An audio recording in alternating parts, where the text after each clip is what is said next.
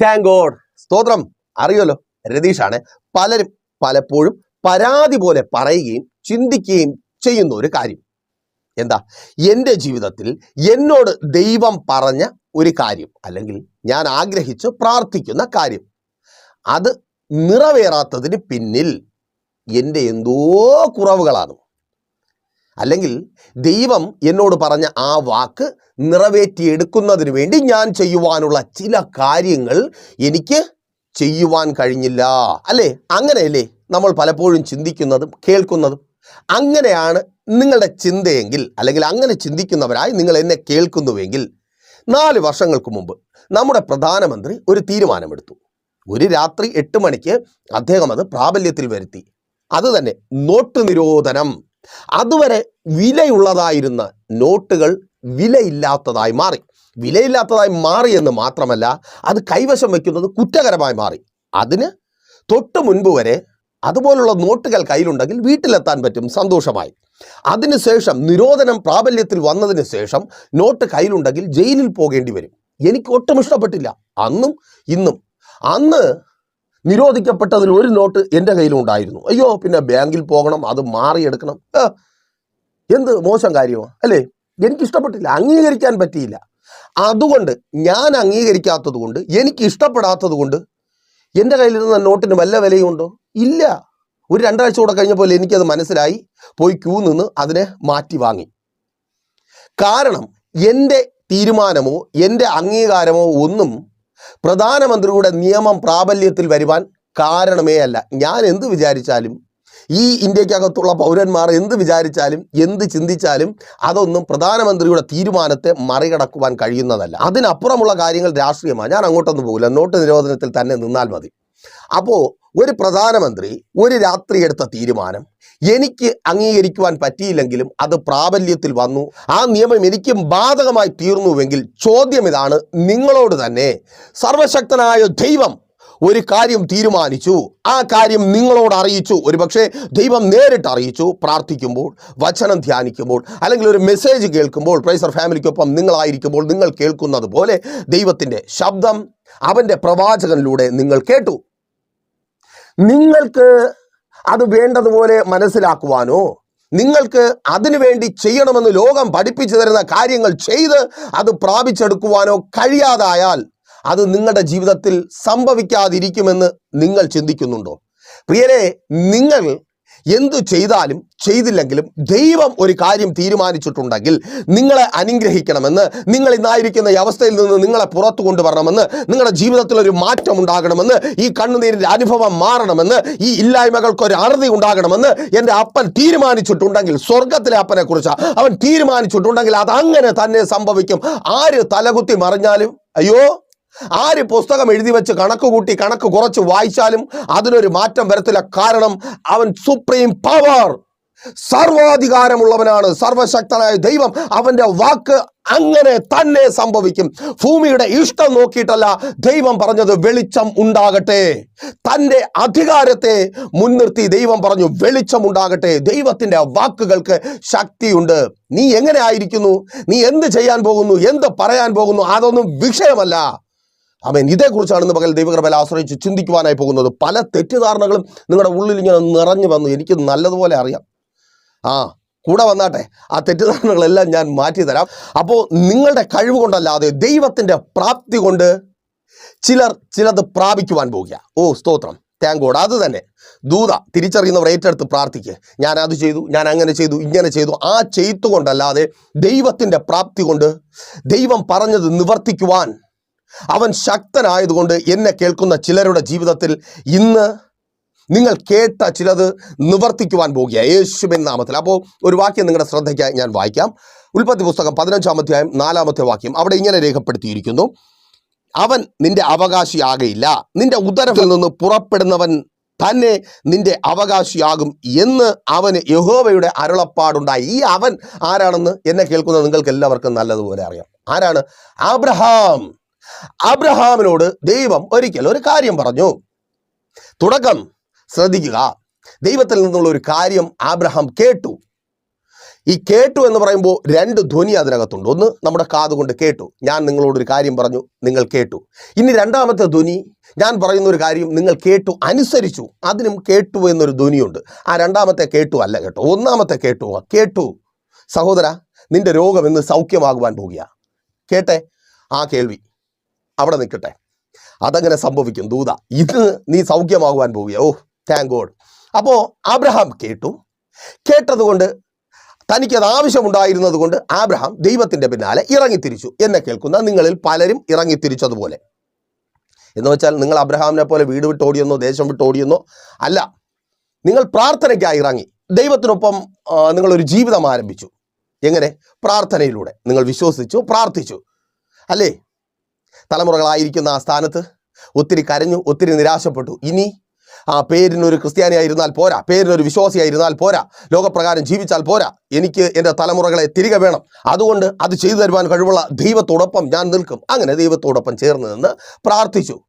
ഇങ്ങനെ ഇല്ലായ്മ പറഞ്ഞ് ജീവിച്ചു പോയാൽ പോരാ, എനിക്കൊരു അഭിവൃദ്ധി ഉണ്ടാകണം, എനിക്ക് എന്തെങ്കിലുമൊക്കെ ചെയ്യണം, എനിക്ക് എന്തെങ്കിലുമൊക്കെ ആകണം, എൻ്റെ മക്കൾക്ക് വേണ്ടി, കുടുംബത്തിന് വേണ്ടി എന്തെങ്കിലുമൊക്കെ ചെയ്യണം.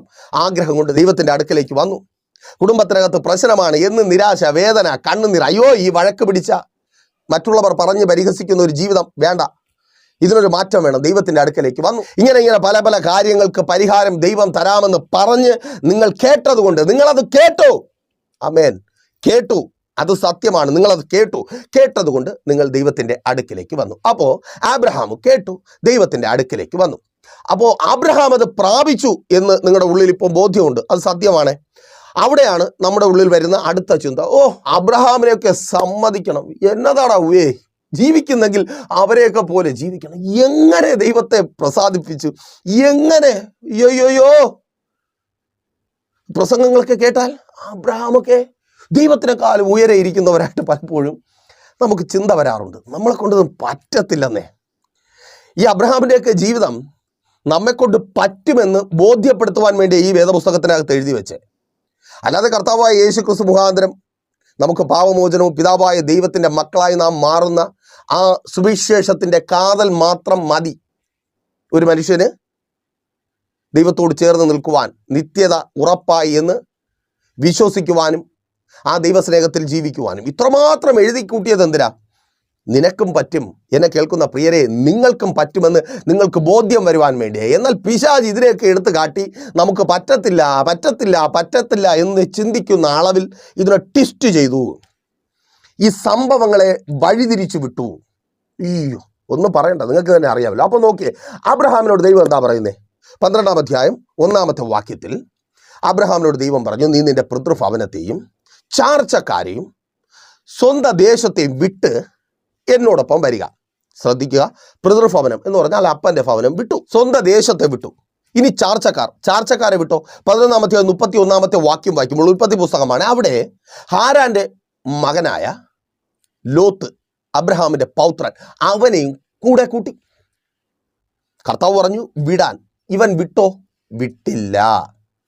കേട്ടു. എന്താ കേട്ടത്? നിനക്ക് ഒരു തലമുറയെ തരാം. അബ്രഹാമിന് സന്തോഷമായി, കാരണം അബ്രഹാമിന് ഇല്ലായിരുന്നു. നമുക്കും അങ്ങനെ തന്നെയാണ്, ദൈവം തരാമെന്ന് പറഞ്ഞു, കേട്ടു, നമുക്കതില്ലാതിരുന്നത് കൊണ്ട് സന്തോഷമായി ദൈവത്തിൻ്റെ പിന്നാലെ ഇറങ്ങിത്തിരിച്ചു. തീർന്നില്ല, അതവിടെ നിൽക്കട്ടെ. തുടർന്ന് 12-ാം അധ്യായം 10-ാമത്തെ വാക്യത്തിലേക്ക് വരുമ്പോൾ, അബ്രഹാം അപ്പോഴായിരിക്കുന്ന ദേശത്ത് വലിയ ക്ഷാമമുണ്ടായി. അവിടെ ക്ഷാമമുണ്ടാകുമ്പോൾ മിസ്രയീമ്യ രാജാവായ ഫറവോൻ ക്ഷാമത്തിലായിരിക്കുന്ന അബ്രഹാമിൻ്റെ ഭാര്യയെ കണ്ട് മോഹിച്ചു. അബ്രഹാമിൻ്റെ ഭാര്യ സുന്ദരിയായിരുന്നു. ഇത് തിരിച്ചറിഞ്ഞ അബ്രഹാം, ഓ, എന്തൊക്കെ കഴിവുകളുണ്ടെന്ന് നമ്മൾ സന്തോഷത്തോടെ അഭിമാനത്തോടെ പൊക്കി അങ്ങുകൊണ്ടിരുത്തിയിരിക്കുന്ന അബ്രഹാം ഉടനെ ഒരു ഡയലോഗ്, ഇവളെൻ്റെ സഹോദരിയാണ്. ന്യായീകരണ തൊഴിലാളികളൊക്കെ ഇപ്പം വരും. എന്ത് ന്യായീകരണം നടത്തിയാലും ഭാര്യയെ സഹോദരി എന്ന് പറഞ്ഞ് രാജാവ് കൊണ്ടുപോകുന്നെങ്കിൽ കൊണ്ടുപോകട്ടെ എന്ന് പറയുന്നവൻ നല്ല ഇടികൊള്ളേണ്ടവനാണ്. ന്യായീകരണമൊന്നും വേണ്ട. ആ ന്യായീകരണക്കാർ അവരുടെ വീട്ടിൽ വെച്ചിരുന്നാൽ മതി. ന്യായീകരണം ബൈബിളിൽ പറയുന്ന കാര്യമാണ് പറഞ്ഞേ. പക്ഷെ ദൈവം എന്ത് ചെയ്തു?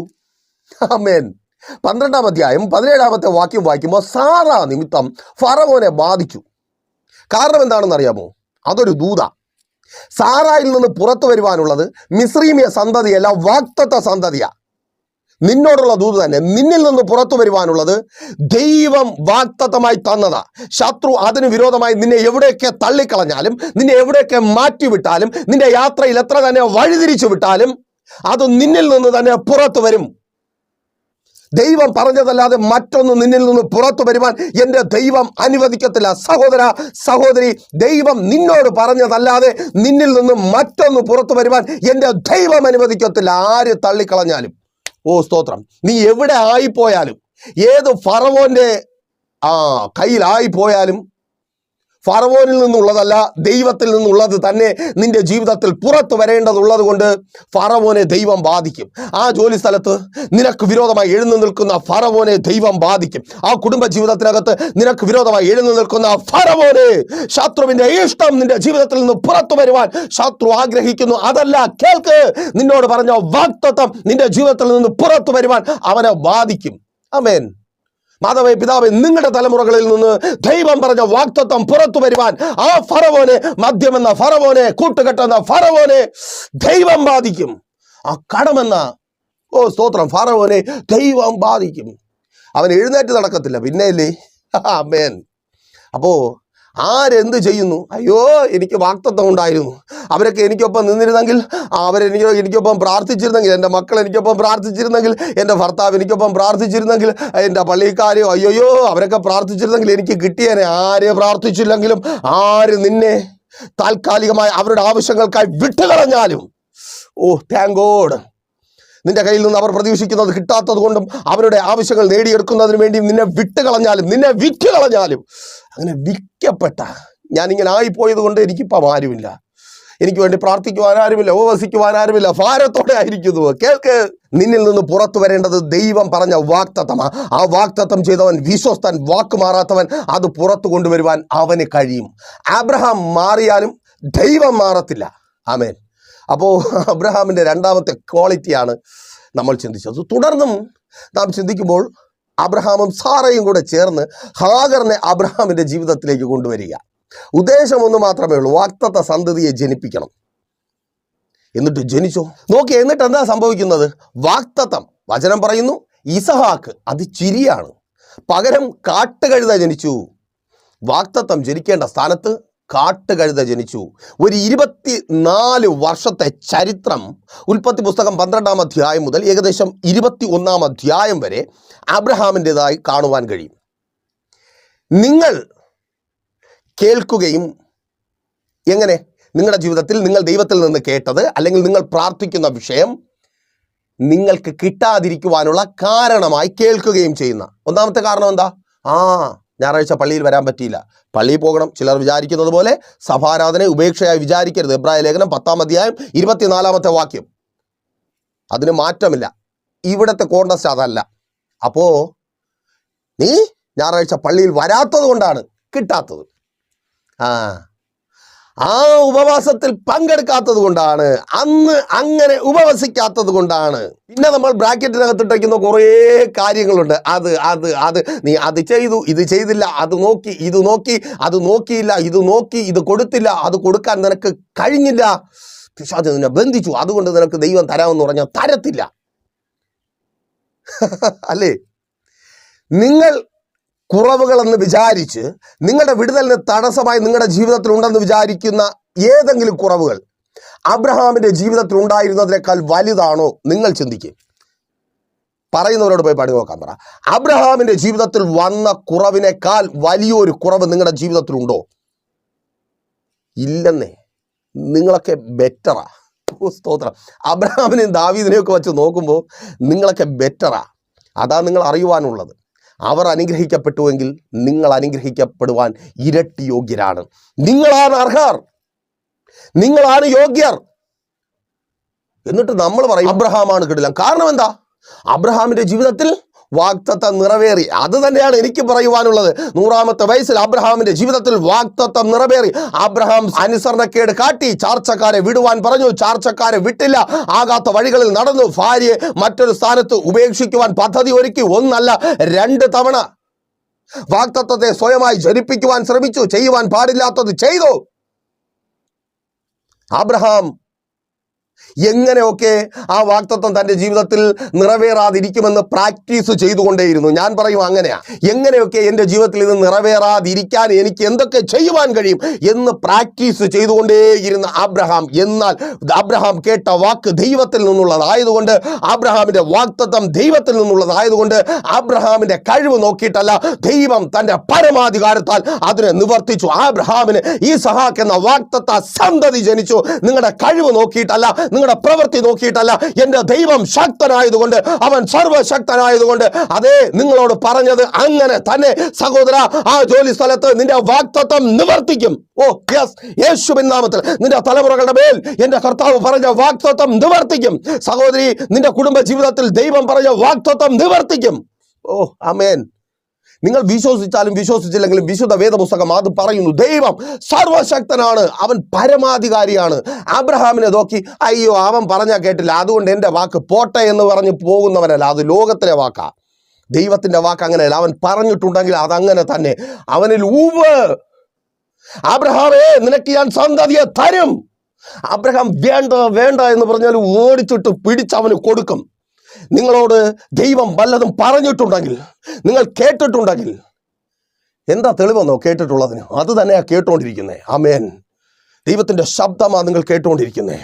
നിങ്ങൾ അനുഗ്രഹിക്കപ്പെടുമെന്ന്, നിങ്ങൾ വിടുവിക്കപ്പെടുമെന്ന്, നിങ്ങൾ മാനിക്കപ്പെടുമെന്ന്, നിങ്ങളുടെ തകർച്ച കണ്ട, നിങ്ങളുടെ കണ്ണുനീർ കണ്ട, നിരാശ കണ്ട ദേശത്ത് നിങ്ങൾ അനുഗ്രഹിക്കപ്പെടുമെന്ന് ദൈവം നിങ്ങളോട് സംസാരിച്ചിട്ടുണ്ടെങ്കിൽ, അവൻ്റെ വാക്ക് കേട്ട് അവൻ്റെ പിന്നാലെ നിങ്ങൾ ഇറങ്ങിയിട്ടുണ്ടെങ്കിൽ, നിങ്ങൾ എത്ര തിരികെ പോകുവാൻ ശ്രമിച്ചാലും ദൈവം വിടത്തില്ല. അവൻ തരാമെന്ന് പറഞ്ഞതിന് നിങ്ങളുടെ ജീവിതത്തിൽ തരും. അപ്പോൾ സ്വാഭാവികമായിട്ടും ഇവിടെ ഒരു ചിന്ത വരും, അയ്യോ ദൈവദാസനെ ഇങ്ങനെയൊക്കെ പറഞ്ഞ് ഞങ്ങൾ തോന്നും പോലെ ജീവിച്ചാലേ നല്ല സമയത്ത് കിട്ടാനുള്ളത് എഴുന്നേറ്റ് നടക്കാൻ പറ്റാതായിരിക്കുമ്പോഴാണ് കിട്ടുന്നത്. 75 വയസ്സിൽ കിട്ടാനുള്ളതാ. മര്യാദയ്ക്ക് പറഞ്ഞതാ, എടാ ചാർച്ചക്കാരെ വിട്ടിട്ട് വാ, ലോത്തിനെ കൂടെ കൂട്ടി. ഫലമെന്താ? ആമേൻ. ഒരു ചിന്ത ഉണ്ടായിരുന്നു കാണും, ലോത്തെങ്കിലും എനിക്ക് ഒരു അവകാശിയായി നിൽക്കട്ടെ, ഇനി ദൈവം തന്നില്ലെങ്കിലും. അവിശ്വാസം. ഫലം ലോത്ത് തൻ്റെ ജീവിതത്തിൽ നിന്ന് പോകേണ്ടി വന്നു. അതൊരു വിഷമം. തലയ്ക്ക് കൈയും കൊടുത്ത് ഇങ്ങനെ ഇരിക്കേണ്ടി വന്നു. ആമേൻ. ഞാൻ വാഗ്ദത്തം ചെയ്തവനാണ്, നീ എൻ്റെ പിന്നാലെ ഇറങ്ങി തിരിച്ചുവെങ്കിൽ നിന്നെ നിലനിർത്തുവാൻ ഞാൻ ശക്തനാണ്. മിസ്രൈമിലെ ഫറവോനെ കണ്ടപ്പോൾ പുള്ളി വിചാരിച്ചു ഇവനായിരിക്കും എന്നെ നിലനിർത്തുവാൻ ശക്തൻ. ഫലമെന്താ? ഹാഗറിനെ കണ്ടപ്പോൾ ഇവിടെ നിന്നാണ് വാഗ്ദത്തം വരാൻ പോകുന്നത്.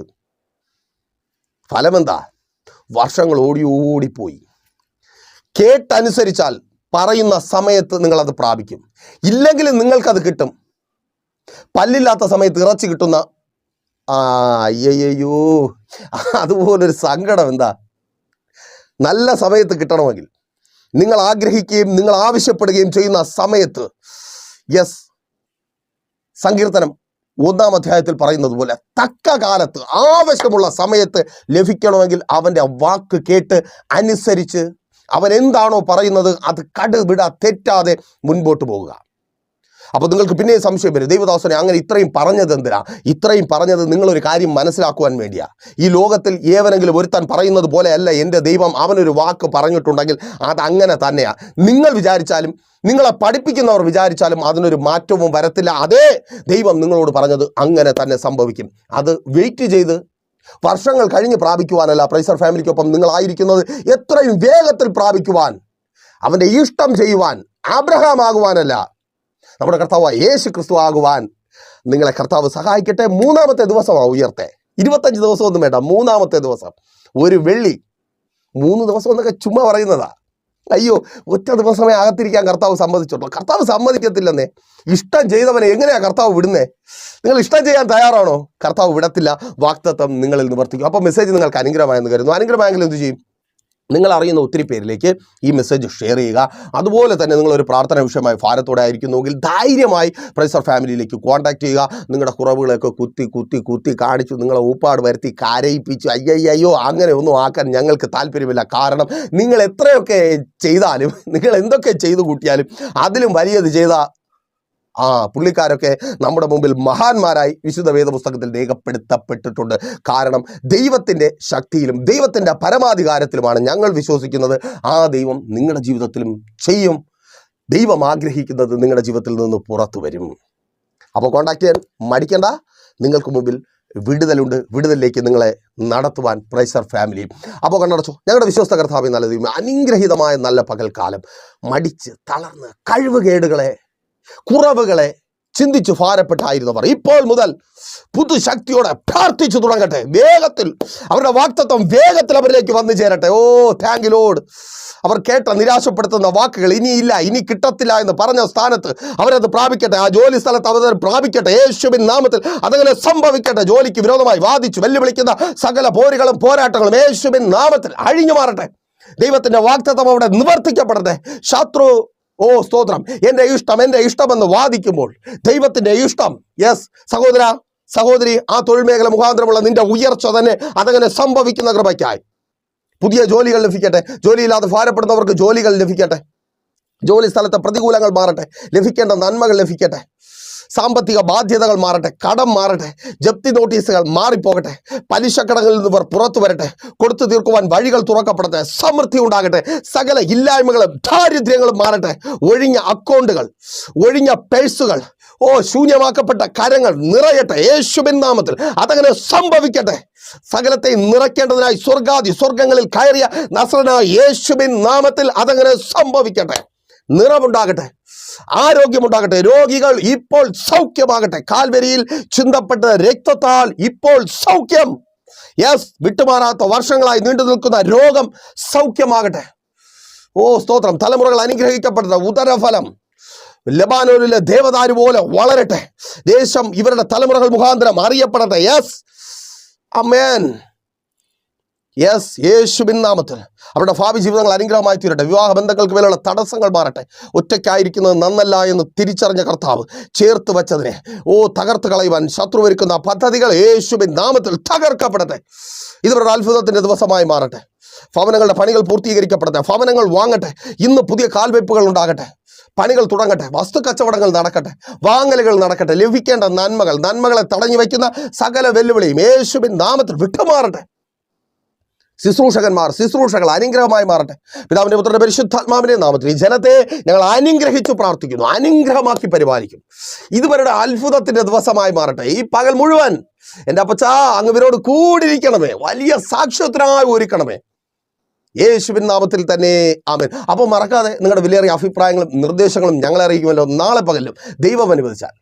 ഇപ്പോൾ നിങ്ങൾ കേട്ട് അനുഗ്രഹം പ്രാപിച്ച പ്രൈസർ ഫാമിലിയുടെ പ്രഭാതമൻ എന്ന പ്രതിദിന വചന സന്ദേശത്തിനൊപ്പം നാം പിന്നെയും വീണ്ടും ഒരുമിച്ച് തന്നെയായിരിക്കും. അതുവരെ പ്രിയരെ, ഹാവ് എ നൈസ് ഡേ.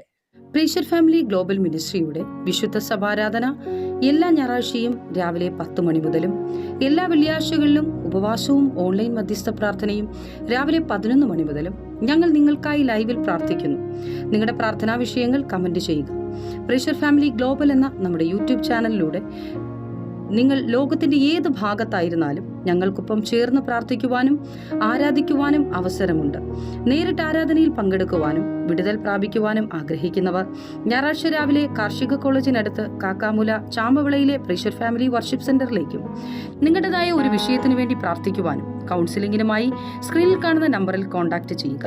നിങ്ങൾക്കും ഈ പ്രോഗ്രാം സ്പോൺസർ ചെയ്യുവാനും കർത്താവായ യേശുക്രിസ്തുവിന്റെ സുവിശേഷം അനേകരിലേക്ക് എത്തിക്കുവാനും അവസരമുണ്ട്. പ്രാർത്ഥനയോടെ വിളിക്കുക. ആമേൻ.